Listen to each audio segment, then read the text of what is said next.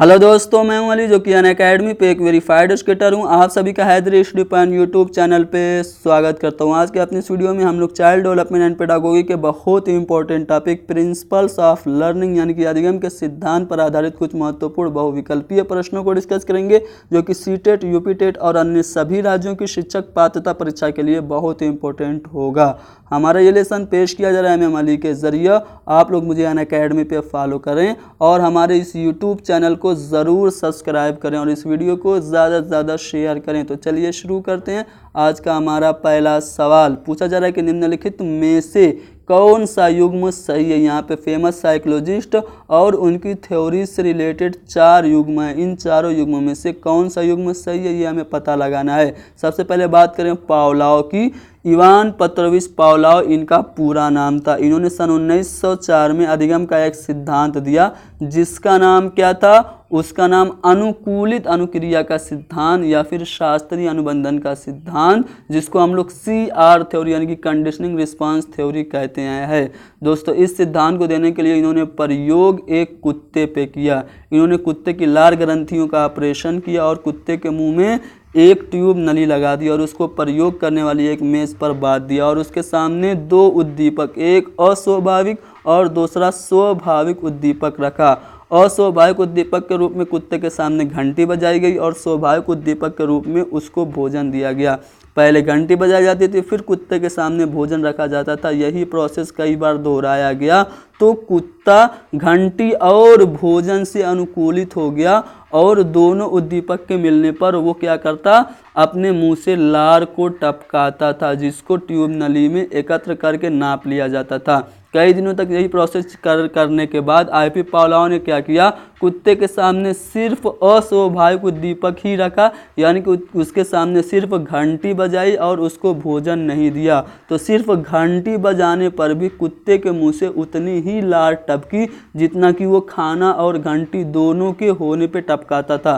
तो इस प्रकार इन्होंने अपना प्रयोग देकर ये निष्कर्ष निकाला कि अगर हम किसी भी अस्वाभाविक उद्दीपक और स्वाभाविक उद्दीपक को एक साथ बार बार दोहराते हैं, बार बार रिपीट करते हैं, तो अस्वाभाविक उद्दीपक भी वही प्रतिक्रिया देने लगता है जो स्वाभाविक उद्दीपक देता है। यानी कि IP पावलोव ने जो अपना सिद्धांत दिया था उसका नाम अनुकूलित अनुक्रिया का सिद्धांत यानी कि शास्त्रीय अनुबंधन का सिद्धांत या फिर CR थ्योरी था, जबकि यहाँ पे उत्सर्जित अनुक्रिया कहा जा रहा है, इसलिए ये वाला जो युग्म है वो गलत है। दूसरे युग्म की बात करें तो कोहलर, अल्फगैंग कोहलर इनका पूरा नाम था। ये गेस्टाल्टवादी मनोवैज्ञानिक थे। गेस्टाल्टवाद क्या होता है इसके बारे में आगे आपको बताया जाएगा। इन्होंने जो अधिगम का सिद्धांत दिया उसका नाम था सूझ या अंतर्दृष्टि का सिद्धांत, जिसको हम लोग इनसाइट लर्निंग थ्योरी कहते हैं। इस सिद्धांत को देने के लिए इन्होंने प्रयोग सुल्तान नामक चिंपैंजी पे किया। सुल्तान नामक चिंपैंजी को एक पिंजड़े में बंद किया।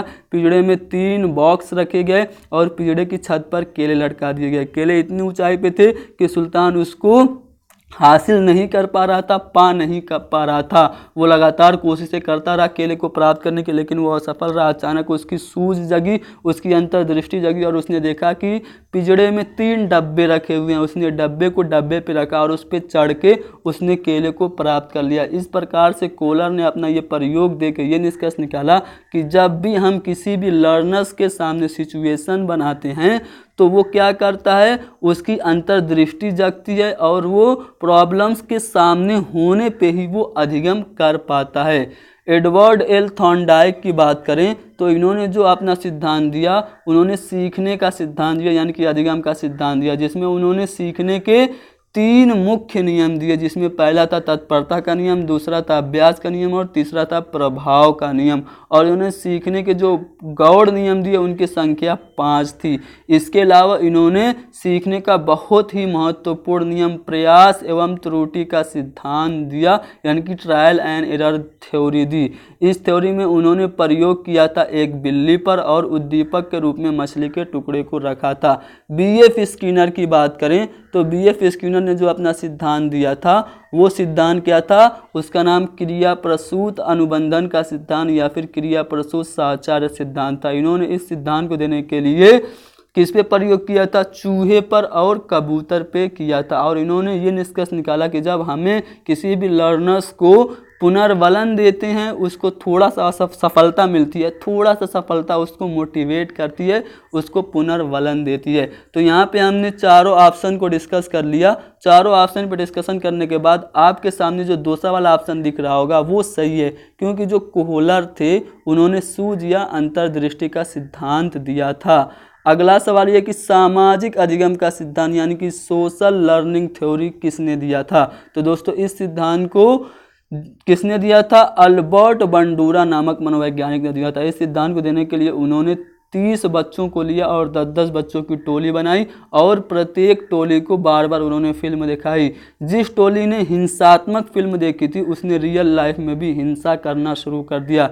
इस सिद्धांत के द्वारा इन्होंने ये निष्कर्ष निकाला कि बच्चे फिल्मों में दिखाए गए हिंसात्मक व्यवहार को अपना सकते हैं। तो सामाजिक अधिगम का सिद्धांत अल्बर्ट बंडूरा ने दिया था। अगला सवाल यह है कि सूची 1 और सूची 2 को सुमेलित कीजिए और नीचे दिए गए कूट से सही का चयन कीजिए। यहाँ पे सूची 1 और सूची 2 है। सबसे पहले हम लोग कोहलर की बात करें तो कोहलर ने कौन सा सिद्धांत दिया था? सूझ या अंतर्दृष्टि का सिद्धांत दिया था। अगर मैं थॉर्नडाइक की बात करूं तो थॉर्नडाइक ने सीखने का मुख्य नियम और गौड़ नियम दिया था। इसके अलावा उन्होंने प्रयत्न व भूल का सिद्धांत यानी कि प्रयास एवं त्रुटि का सिद्धांत भी दिया था। तो बी का पहला हो जाएगा। ठीक है। आईपी पावलोव की बात करें तो पावलोव ने जो दिया था वो शास्त्रीय अनुबंधन का सिद्धांत या फिर अनुकूलित अनुक्रिया का सिद्धांत दिया था, जिसको हम लोग संबद्ध प्रतिक्रिया का सिद्धांत भी कहते हैं, यानी कि सी का तीसरा हो जाएगा। बीएफ स्किनर की बात करें तो इन्होंने क्रिया प्रसूत अनुबंधन का सिद्धांत दिया था। अब आप लोग कूट की बात करें तो यहाँ पे देखिए ए का दूसरा, ठीक है, बी का पहला, सी का तीसरा। बस यहाँ पे आपको थोड़ा सा करेक्शन कर लेना। यहाँ पे जो 3 है ना, सॉरी यहाँ पे जो 4 है उसको 3 बना लेना है और जो डी है वो चौथा, तो यहाँ पे डी को 4 बना लेना है और आपको पहला वाला ऑप्शन सही मानना है। अगला सवाल यह है कि अधिगम से संबंधित अभ्यास का नियम निम्नलिखित में से किस मनोवैज्ञानिक ने दिया? तो मैंने दोस्तों आपको बताया था कि अधिगम का जो सीखने का नियम था वो थॉर्नडाइक ने दिया था और उन्होंने 3 मुख्य नियम दिए थे, जिसमें तत्परता का नियम, प्रभाव का नियम और अभ्यास का नियम था। तो अभ्यास का जो नियम था वो किसने दिया? एडवर्ड एल थॉर्नडाइक ने दिया था।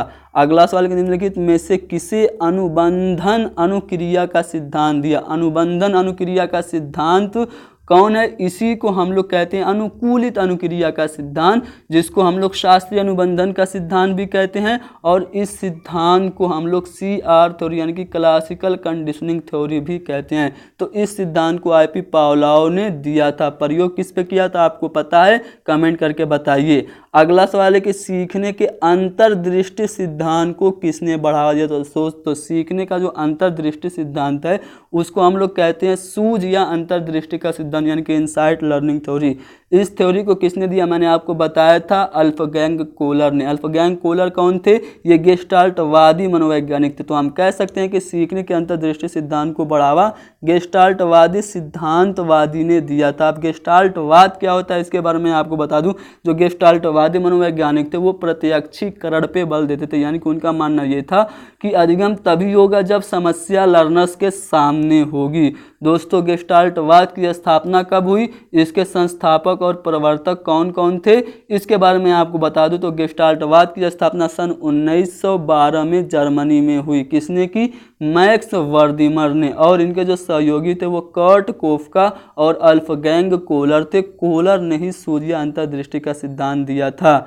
अगला सवाल यह कि निम्नलिखित में से कौन सा सिद्धांत थॉर्नडाइक के अधिगम सिद्धांत से संबंधित नहीं है? यहाँ पे 4 ऑप्शन है। कौन सा सिद्धांत थॉर्नडाइक का अधिगम का सिद्धांत नहीं है? दोस्तों मैं सक्रिय अनुबंधन की बात करूं तो इसको हम लोग शास्त्रीय अनुबंधन कहते हैं। यह सिद्धांत किसने दिया?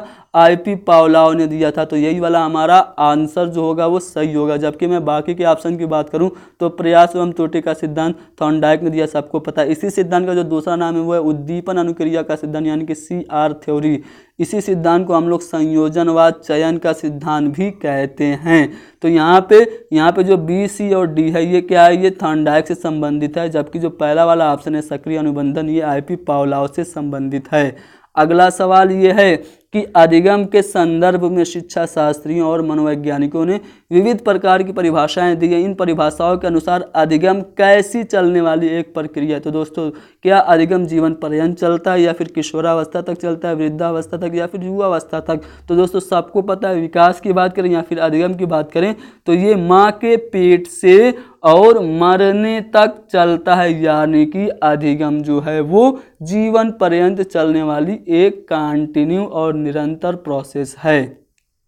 अगला सवाल है कि जब किसी कार्य को बार बार दोहराया जाता है तो अस्वाभाविक उद्दीपक भी वही प्रतिक्रिया देने लगते हैं जो स्वाभाविक उद्दीपक देते हैं। यह अधिगम का निम्नलिखित में से कौन सा सिद्धांत है? तो दोस्तों, मैंने आपको पावलोव के शास्त्रीय अनुबंधन का सिद्धांत बताया है। उसमें दो उद्दीपक एक साथ दिए जाते हैं।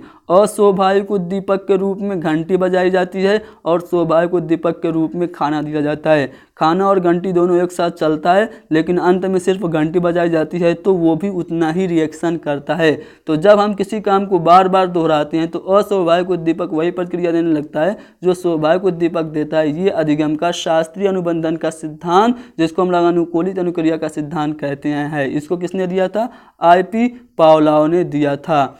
अगला सवाल कि अधिगम का कौन सा सिद्धांत पाठ्यक्रम के विभिन्न अंगों पर एकीकरण पर जोर देता है, यानी कि जो पाठ्यक्रम के विभिन्न अंग हैं उनका एकीकरण पे कौन सा सिद्धांत जोर देता है? तो दोस्तों, अगर आपको कोहलर के सूझ या अंतर्दृष्टि के सिद्धांत का पता होगा तो उसमें उसको एक सिचुएशन मिली थी।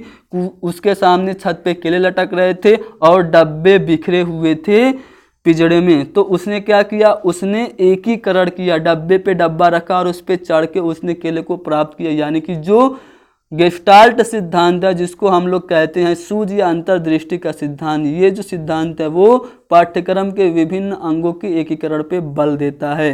अगला सवाल है कि अधिगम के किस सिद्धांत के आधार पर बालक में भय, प्रेम और घृणा के भाव आसानी से उत्पन्न किए जा सकते हैं? तो दोस्तों, जो I.P. पावलोव का सिद्धांत है, शास्त्रीय अनुबंधन का सिद्धांत, उस सिद्धांत के आधार पर बच्चे में डर, प्यार और नफरत के भाव आसानी से उत्पन्न कराए जा सकते हैं।